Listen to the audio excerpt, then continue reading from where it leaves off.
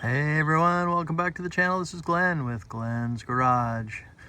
We are in the process of doing the timing belt water pump, idler pulley, and the timing belt tensioner pulley, along with the camshaft seals. Those are in previous videos if you want to go check those out for cam seal installation and all the disassembly. We are in the process of, and we've actually done torquing hubs, and we're just double checking timing now. So we're going to about ready to make the first rotation of the crank and see what our timing marks are. So I wanted to come back and check these timing marks. Obviously they haven't moved since the last video, but just to double check, our timing mark is right there, not the M, but the small little tick mark on the gear. And we're going to come right up to the cover as installed, and by the looks of it, could be a hair forward, but I think we've got within tolerance. I do have a grid on my phone, and my grid line actually right on the tick mark is coming up right through the center of that cover, the notch in the cover. So intake side we're fine. Let's come back here, take a look at the exhaust side of things. Exhaust, here's our tick mark again on the edge of the gear, and let's see if we've got enough.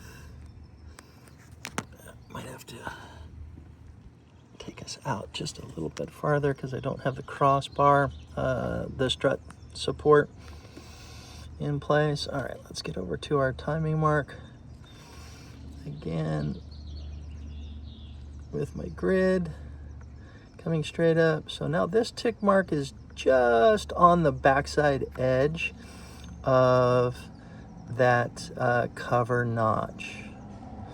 All right, so this one, I mean, if I had my druthers, I could,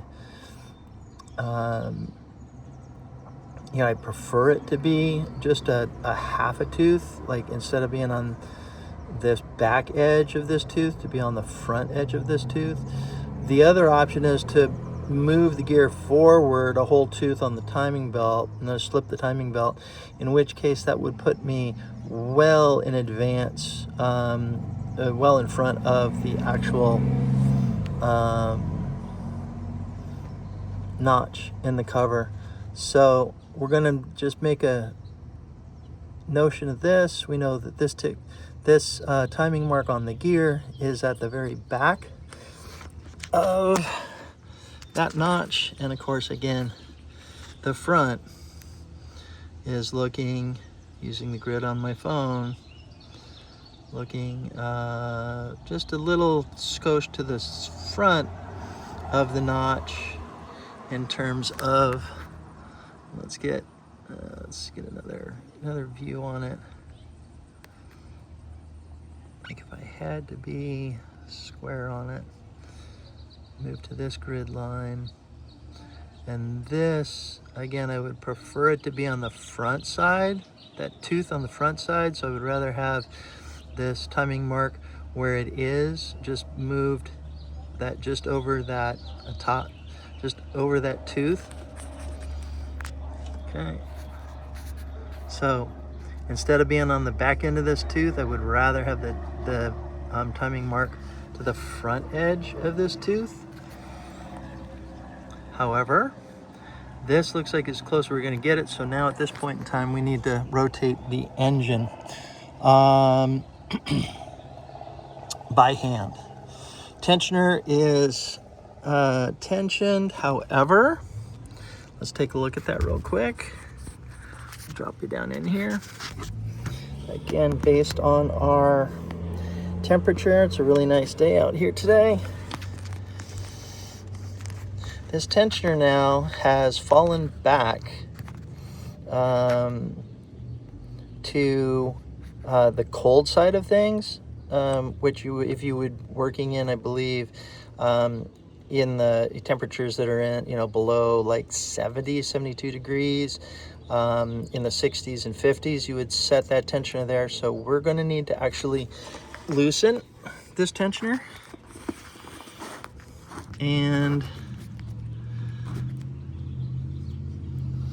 for that, we're going to need a 12 millimeter bolt. Let's double check. And a 6 millimeter Allen. Let's see. That's my 10. There's my 6 millimeter Allen.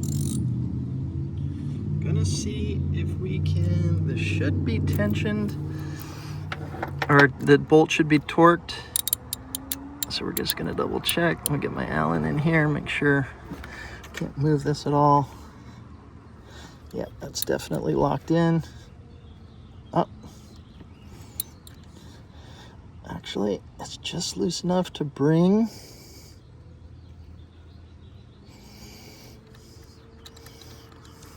that with a 6 millimeter into its position.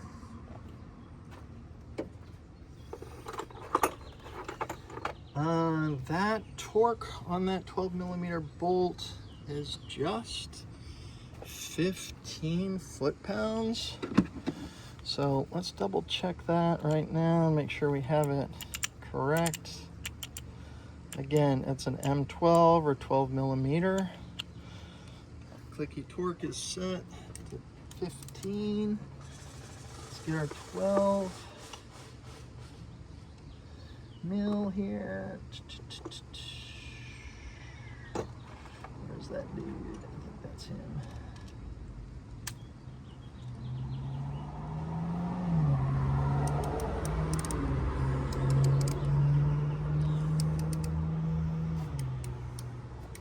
Yes, 12 millimeter. So we'll go down here onto the center. And we're just gonna double check. Yeah, I mean, we're torqued there, so I don't like the fact that that tensioner can adjust. Now, it's gonna adjust for temperature when the car is driven. However,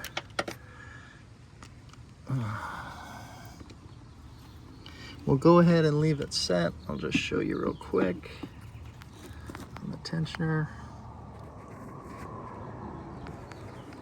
Move this over. Okay. And this right here, this kind of oblong, is actually a protrusion from the block that actually fits and keeps the tensioner between these two posts. And then the tensioner itself is this ring, and this is the tensioner indicator. And for me, we are in the low 70s today in beautiful San Diego County. So that is going to be right in the middle of these two prongs. Okay, so when I came out and just looked at it, it was actually over behind the prong towards the rear of the engine, or the backside. So we've gone ahead and used our 6 millimeter Allen to tension this up so that it is here. All right. So with that, everything's looking good. Our next bit of business, in order to turn the crank, because everything again is locked down 120 Newton meters. Oops, let's get you zoomed back.